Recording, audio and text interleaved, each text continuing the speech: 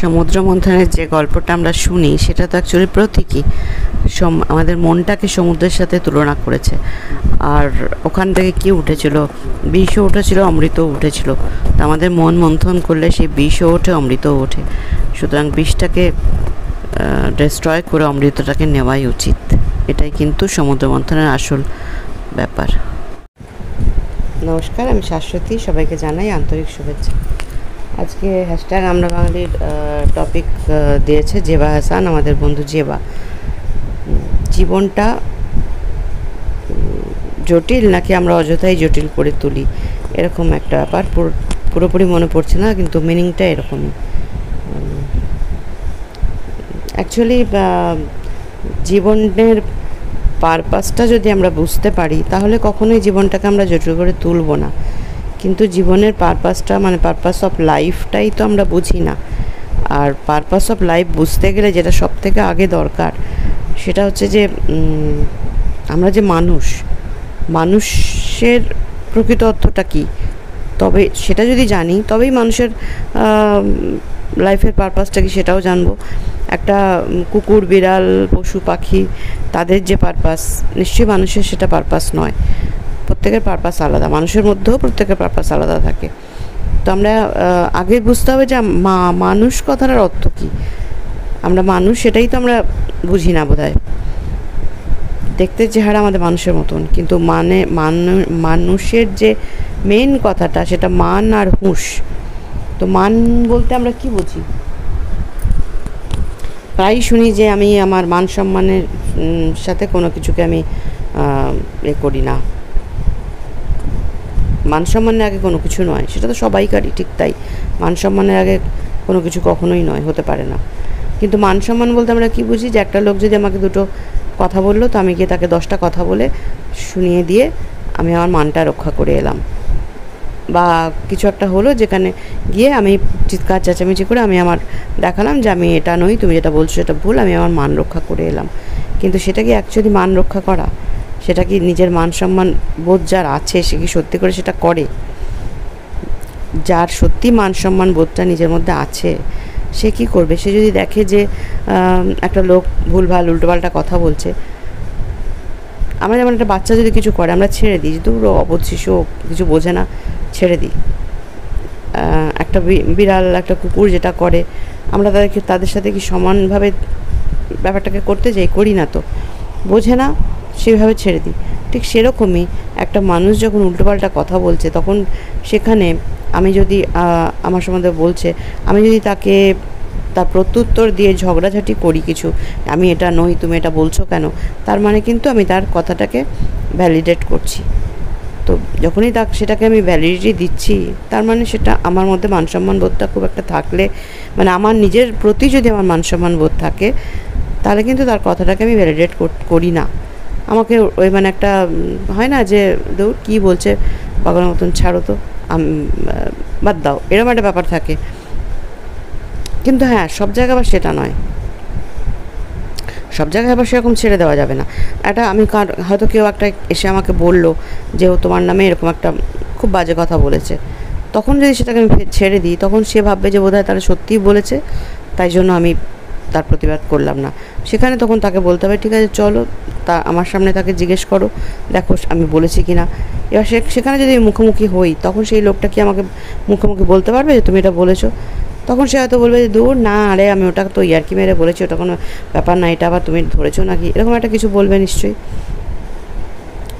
তখন সেটা তাকে বুঝিয়ে দিতে হবে যে তুমি ইয়ার্কি মারতে পারো অনেক কিছু নিয়ে, কিন্তু তুমি আমার কারো ডিগনিটি নিয়ে নিশ্চয়ই ইয়ার্কি মারতে পারো না, সেটা তাকে বুঝিয়ে দিতে হবে। কিন্তু অবশ্যই সেটা ঝগড়া করে বা চেঁচামেচি করে বা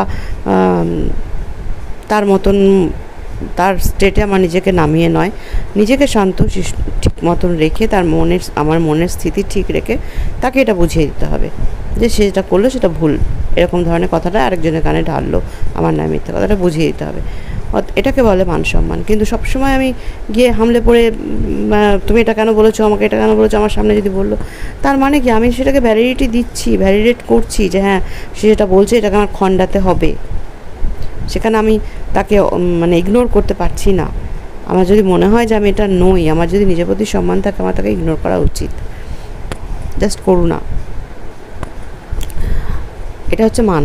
আর হুঁশ হচ্ছে বোধ, চৈতন্য যেটাকে বলা হয়, কনসাসনেস যেটাকে বলা হয় হুঁশ। আমি কোনটা করছি, কোনটা ঠিক, কোনটা ভুল, এটা যে পরখ করে নেওয়া, নির্ণয় করে নেওয়া, তার শক্তি যখন আমার মধ্যে আসবে, তখনই আমার মধ্যে হুঁশ আসছে। আমি যেগুলো করে যাচ্ছি, আমি জানছি না আমি ঠিক করছি না ভুল করছি, কখনো পরখ করে দেখছি না। অ্যাকচুয়ালি এটা পরখ করা যায় তখন, নিজেকে যখন একটু একটু করে মানে নিজের সাথে যদি আমি সময় কাটাতে পারি, যখন একা থাকবো তখন আমাকে মানে ভেবে দেখতে হবে, আচ্ছা ওর যে আমার তো ধরো গাড়ি নেই, ওর একটা গাড়ি কিনলো, আমারই খুব বন্ধু বা পরিচিত কেউ একটা গাড়ি কিনলো, আমার নিজের সাথে নিজের সময় কাটিয়ে নিজেকে প্রশ্ন যদি করতে পারি যে আমার কি ওর গাড়িটা দেখে মনের মধ্যে কোনো হিংসা হচ্ছে, নাকি না ঠিক আছে ওর হয়েছে, ভালো হয়েছে, এটা হচ্ছে, এই কথাটা যদি আমি নিজের সাথে বলতে পারি, অন্যের সাথে গিয়ে আমি তাকে বললাম হ্যাঁ রে তোর গাড়ি হয়েছে আমি খুব খুশি হচ্ছি, ওগুলো তো ওপর ওপর কথা হতে পারে। যখন নিজের সাথে বসে আমি কথা বলবো, তখন কিন্তু আমি ঠিক প্রশ্নের উত্তরটা পাবো, যে আমি কি যে কোনো মানুষের দুঃখ কষ্ট দেখলে আমার ভেতরটা কাঁদছে, নাকি ওই হ্যাঁ ওই বলে না গেট ওয়েল সুন, অমুক সমুক একটা, এখন তো মানে এই ফেসবুক হয়তো অনেক কিছু হয়েছে, কেউ একটা অসুস্থ গেট ওয়েল সুন এরকম বলে দিই, কেউ চলে গেলে এখানে আড়াইপি রিপ করে দিই, এগুলো করে দিচ্ছি, কিন্তু আমার ভেতরে কতটা নাড়া দিচ্ছে, নিজের সাথে নিজে বসে যদি প্রশ্ন করতে পারি যে একটা মানুষের যখন দুঃখ দেখছি, এখন তো ইউটিউবে প্রচুর দেখা যায় কত কত মানুষের জীবন এক একটা দিনে বদলে যাচ্ছে, এক একটা দিনে ধ্বংস হয়ে যাচ্ছে, সেগুলো দেখলে না ভেতরটা কেঁদে ওঠে, সত্যিই কেঁদে ওঠে। তো সেটাই হচ্ছে কথা, যে আমি যখন একা থাকছি আমার কি সত্যি সেটা কেঁদে উঠছে, নাকি আমি পাঁচজনের সামনে ওই রিপ আর গেট ওয়েল শুন এইসব করে চলে আসছি। যখন দেখবো যে আমার একা থাকলে আমি সেগুলো ফিল করছি, তখন আমার মধ্যে বুঝতে হবে যে আমার মধ্যে বোধ, চেতনা, চৈতন্য এগুলো জন্মেছে, এবং যত বোধ, চেতনা, চৈতন্য জন্মাবে, ততই আমার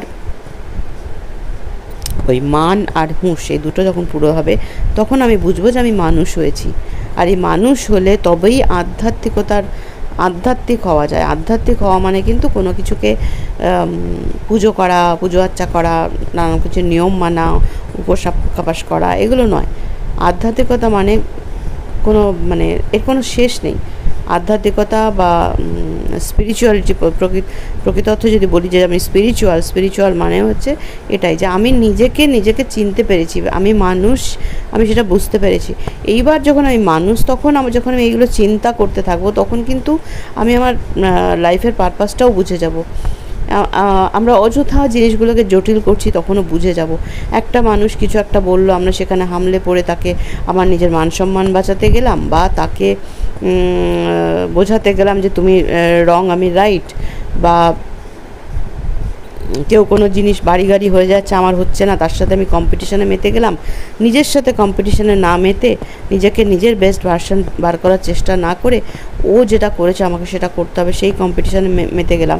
আমি একটা গাড়ি নিয়ে হয়তো বেরিয়েছি রাস্তায়, আরেকজন একটা গাড়ি নিয়ে বেরিয়েছে, তার গাড়ির হর্স পাওয়ার বেশি, আমার গাড়ির হর্স পাওয়ার কম, কিন্তু আমি তার সাথে যদি কম্পিটিশান দিই, তাহলে কি আমি পারবো না।